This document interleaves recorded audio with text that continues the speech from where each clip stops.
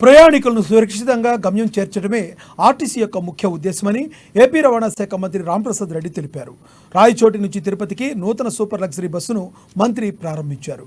ప్రయాణికులను సురక్షితంగా గమ్యం చేర్చడమే ఆర్టీసీ యొక్క ముఖ్య ఉద్దేశమని, ప్రయాణికుల కోసం మరిన్ని నూతన బస్సులు ప్రారంభించడం జరుగుతుందన్నారు. రాబోయే రోజుల్లో రాయచోటి పట్టణాభివృద్ధికి తమ వంతు కృషి చేస్తామన్నారు. ప్రయాణికుల రద్దీని దృష్టిలో ఉంచుకుని నూతన బస్సులు కొనుగోలు చేసి ప్రయాణికులకు ఎటువంటి ఇబ్బందులు తలెత్తకుండా చూస్తామని, త్వరలో మహిళలకు ఉచిత బస్సు ప్రయాణం సౌకర్యం కల్పించేందుకు చర్యలు తీసుకుంటామని తెలిపారు. లాంగ్ వస్తుంది సీట్లు సార్.